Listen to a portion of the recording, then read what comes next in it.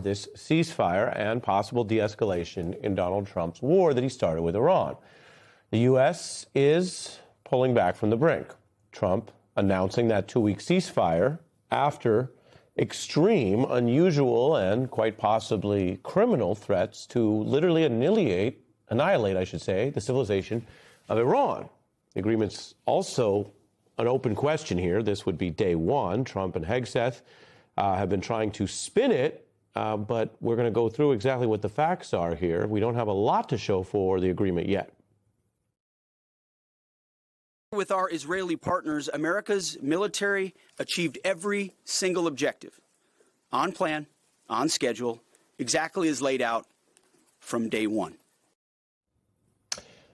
No, and very few people actually believe that. There's a lot of facts here that get in the way of those kind of claims. The war's not obviously over. There's no permanent victory on the energy issues or even the long-term capabilities and weapon systems in Iran. This is a ceasefire of sorts, and a lot of folks think that's better than the alternative, whether that was continuing this war the way it was going, or worse, if you took anything Donald Trump posted and said at face value, having the U.S. go into this war crimes assault. Now, when you look at the actual terms, there are some big sticking points today. Israel has resumed attacks on Lebanon. Iran has invoked that or claimed that as a violation of the ceasefire. There are reports that they've closed the strait in response to those very attacks. This is the AP reporting. Iran also accusing the U.S. of violating the truce, which could bring into doubt these hastily scheduled upcoming talks. And then there's the question of what the U.S. strength and leverage is here, because the talks could start as soon as this Friday. The Iranian Navy this morning was reportedly trying to still restrict the traffic at the Strait. Now, nobody's trying to rush to count against progress if there were progress, but it would seem that on day one, Iran is not exactly doing what Trump claimed they would do 24 hours ago. The Journal reporting this recording that was played to ships in the region there in that area, saying you must receive permission from the Iranian Navy from passing through the Strait. If a vessel tries to transit without permission, they will be destroyed. Iran's government signaling its intention to continue asserting influence over the waterway, the Journal reports, and noting that as of this report, which was just a few hours ago today, most ships aren't moving. At a minimum, that is less than what Trump promised. At a maximum, it would suggest that Iran continues to do some of what it wants to do. Mind you, they've been bombed and attacked and hurt, but they are wielding huge geostrategic and energy power. And if they're spending today restricting those ships and tankers, then they're continuing to do that. Prices that had been rising since the beginning of the war did fall, we should note, below $100 a barrel because of the announced reopening of the Strait. But to move on from day trading, that still raises a question of whether the Strait will be meaningfully reopened on a long-term basis. Otherwise, the day trading can go back up. There's also been the erratic shifting deadlines and then the caving from Trump. In March, remember, 48 hours, 5 days, 10 days. On Easter Sunday, we got this very extreme threat, which understandably drew a lot of concern across the Middle East and a lot of attention. But that didn't mean that people thought it would happen. That was the 2 weeks or face war crimes.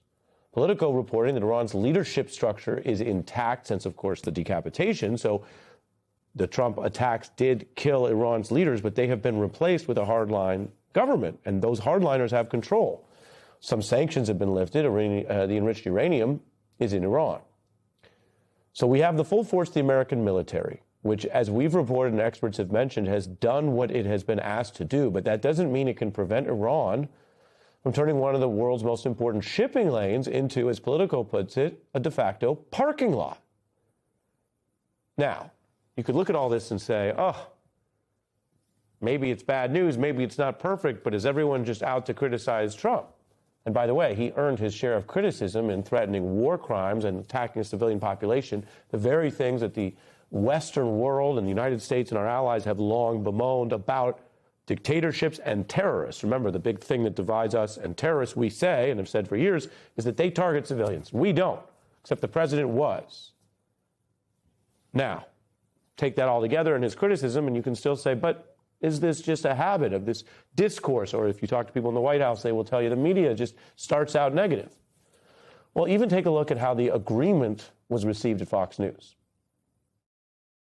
We have not reached any of those objectives. There are serious questions about the future of this agreement. Dismantle all major nuclear facilities. That has not happened. Iran wants control of the Strait of Hormuz. They never had control of the strait. They have not suspended their ballistic missiles program. They're still firing them off. It can't be just peace in our time. We have a 10-point deal, and they've agreed to this. I just think it's going to be very, very complicated. That's a laundry list of non-starters. Non-starters, failures, objectives not achieved against Trump and Hegseth saying everything is achieved. And that just doesn't wash because we're still in a ceasefire, not the end of the war. If everything were achieved, you wouldn't have a ceasefire, you'd have it over. So even if you want to grade on a curve of Trump's hyperbole, nobody really believes what he's saying, which is a problem for the credibility of the United States, even as people take a chance to exhale that he didn't make good on what were likely impeachable, illegal threats to attack civilians en masse. The Journal also reporting that Gulf states are grappling with how to survive next to what is now an emboldened Iran, which as of now retains control over what we've been discussing, the, quote, Strait of Hormuz, and seeks to become a regional hegemon. As we have done throughout this story and other stories in the Middle East, we want to bring in an expert who is known for his experience and nonpartisan views. Ambassador Dennis Ross served as a diplomat and peace negotiator in the Clinton administration. He also served in the Bush administration and that of Obama. Welcome back. Good to be with you. You know, a lot has changed, and we have a lot more folks on the right who are what you would traditionally call doves when it comes to Middle East intervention these days. And that's catching up with Trump quickly. To send out a tweet with the F word on Easter morning promising the murder of civilians and then saying praise be to Allah without explaining any of it, that is evil. How do we 25th Amendment his ass? He can't be a dignified, strong leader without threatening a bunch of war crimes. I don't know about you, but I am sick of this. I'm sick of it. Can't he just behave like a normal human?